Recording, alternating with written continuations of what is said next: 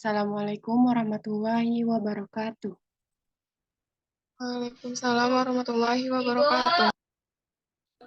Alhamdulillahirabbil alamin. Puji syukur kita ucapkan kepada Allah karena berkat rahmat dan karunia-Nya kita dapat melakukan Zoom meeting dalam rangka presentasi pembelajaran pada malam hari ini. Kami dari kelompok 5 akan mempresentasikan hasil diskusi kelompok kami tentang tokoh pendidikan Indonesia, yang merupakan tugas pertemuan ke-11 dari Ibu Fevi Sunarti MPD.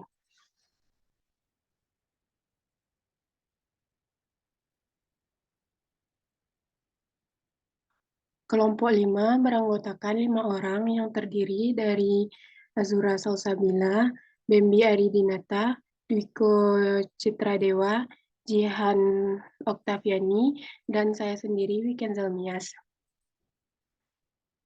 Baiklah, untuk penyampaian materi pertama akan dibacakan oleh Bembi. Pada Bembi dipersilahkan.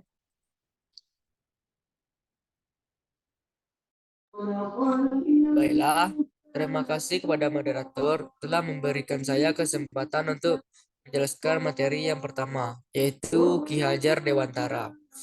Bernama Raden Mas Suwarti Surya Ningrat, lahir di Yogyakarta pada tanggal 2 Mei 1889.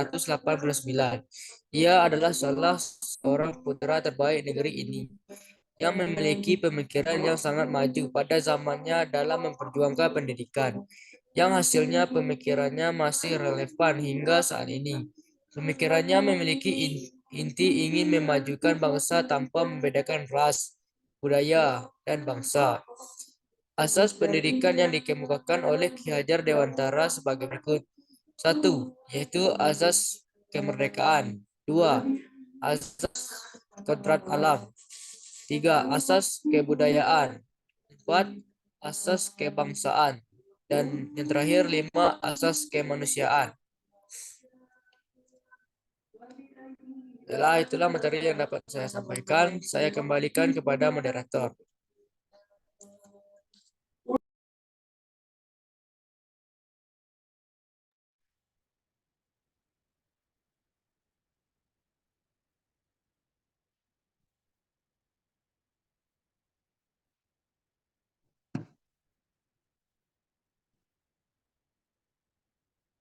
Untuk materi selanjutnya akan dibacakan oleh Diko Dewa. Pada Dewa dipersilahkan. Baik, terima kasih kepada moderator. Baiklah, saya akan menjelaskan materi menurut Muhammad Syafi'i. Menurut Muhammad Syafi'i, pada setiap manusia terdapat 3 hal pokok yang dikembangkan untuk mendidik manusia ke arah yang dikehendaki, yaitu melihat 45%, mendengar 25%, dan bergerak 35%. Apabila melihat saja yang dilatih selama masa pendidikan, murid akan merupakan orang yang tidak berdaya dalam kehidupan masyarakat kemudian hari, karena mereka tidak akan dapat berbuat begitu juga dengan mendengar saja. Akan membentuk manusia peniru yang baik tanpa kesadaran. Dengan sistem yang demikian, Muhammad Syafi'i berusaha menanamkan watak yang teguh dan pendirian yang kuat terhadap murid-muridnya, serta merupakan pekerjaan yang ulet dan pantang menyerah. Dengan pengalaman demikian, murid bukan saja dapat mendapat pengetahuan, teori, dan praktik, tetapi juga tentang bagaimana merawat dan memelihara alat yang dipergunakan. Murid biasakan membuat rencana, mengetahui pelaksanaannya, dan dapat merawat sesuatu yang mereka kerjakan secara efisien dan praktis. Apabila pengalaman yang demikian sudah menjadi kebiasaan dan mendarah daging dalam kehidupan masyarakat dan sesungguhnya, berdasarkan pemikiran yang dikemukakan oleh Muhammad Syafi'i, pada dasarnya semua organ tubuh harus ikut serta dalam belajar, seperti halnya jika murid hanya melihat dan mendengar tanpa melakukan praktiknya, atau bergerak berkemungkinan belajar anak kurang sempurna atau efektif. Sebaliknya, jika seorang murid bergerak atau mempraktikkan sesuatu pelajaran tanpa melihat dan mendengar, pembelajaran sebelumnya tentu tidak akan terlaksana juga tujuan dari pendidikan tersebut. Seperti itulah konsep pendidikan yang diajarkan oleh Muhammad Syafi'i. Sekian dari saya kembalikan kepada moderator. Untuk materi berikutnya akan dibacakan oleh Zura. Pada Zura dipersilahkan. Juga terima kasih kepada moderator. Di sini saya akan menyampaikan materi mengenai Ahmad Dahlan. Kiai Haji Ahmad Dahlan adalah tokoh pendidikan Indonesia yang lahir di Yogyakarta pada tanggal 1 Agustus 1868, sekaligus pendiri Muhammadiyah pada tahun 1912. Dasar tujuan pendidikan Muhammadiyah yaitu ajaran yang Islam yang bersumber dari Al-Quran dan Sunnah Rasul dalam usaha menyelenggarakan pendidikan. Sumbangan pemikiran yaitu dengan usaha-usaha yang direalisasikan melalui yang pertama memasukkan pelajaran agama Islam ke dalam lembaga pendidikan milik kolonial Belanda. Yang kedua, penerapan sistem dan mengadopsi metode pendidikan Barat dalam lembaga pendidikan Islam. Yang terakhir, memadukan antara pelajaran agama dengan pelajaran umum. Sekian, saya kembalikan kepada moderator.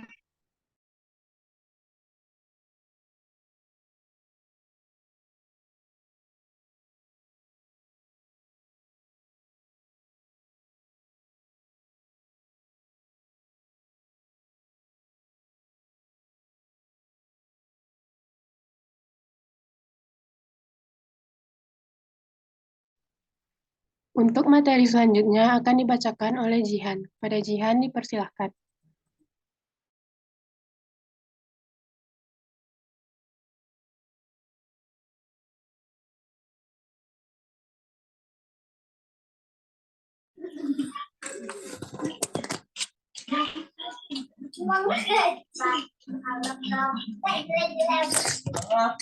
Oke, terima kasih kepada moderator yang telah memberikan saya kesempatan untuk menjelaskan submateri tentang konsep pendidikan atau tokoh-tokoh pendidikan menurut Rahma El Yunusya.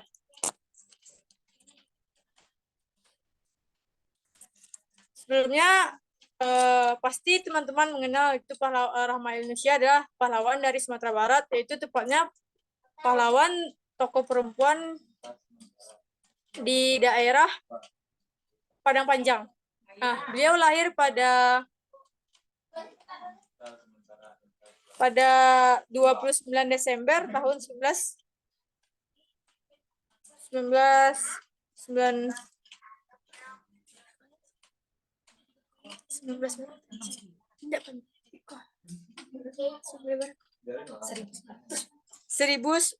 beliau lahir pada tanggal 29 Desember 1900. Nah, Rahma El Yunusya berasal dari keluarga terpandang dan religius. Ia merupakan anak bungsu dari 4 bersaudara. Pasangan ayah dari Rahma El Yunusya yaitu Syekh Muhammad Yunus dan Rafi'ah. Yaitu ayahnya adalah ketua di desa atau bisa disebut juga dengan kadi atau hakim agama di wilayah Pandai Sike yang juga ahli dalam ilmu artefak.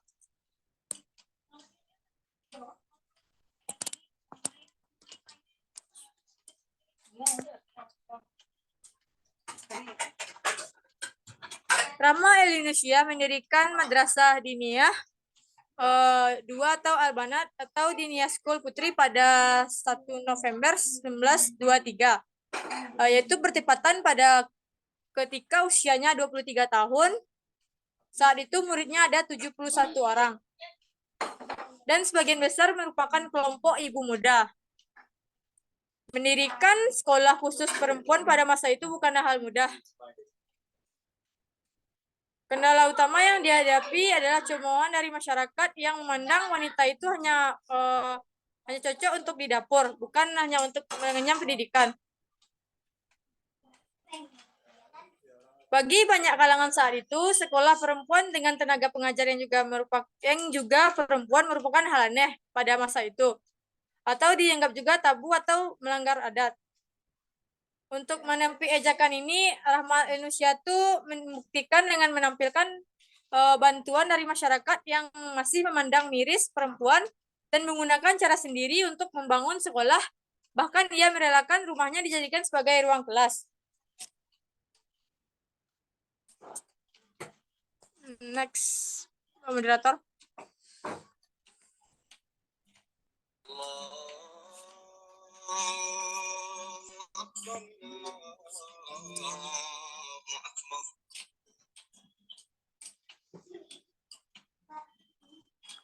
Oke.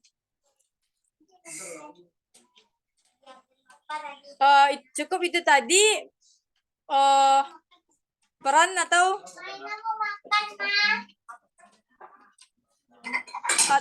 perjuangan Rahma Elinusyah di dunia pendidikan. Saya kembalikan kepada moderator.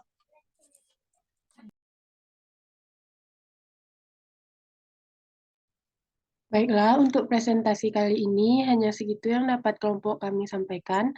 Saya sebagai moderator mohon maaf apabila terdapat kesalahan kata. Terima kasih. Assalamualaikum warahmatullahi wabarakatuh. Waalaikumsalam warahmatullahi wabarakatuh.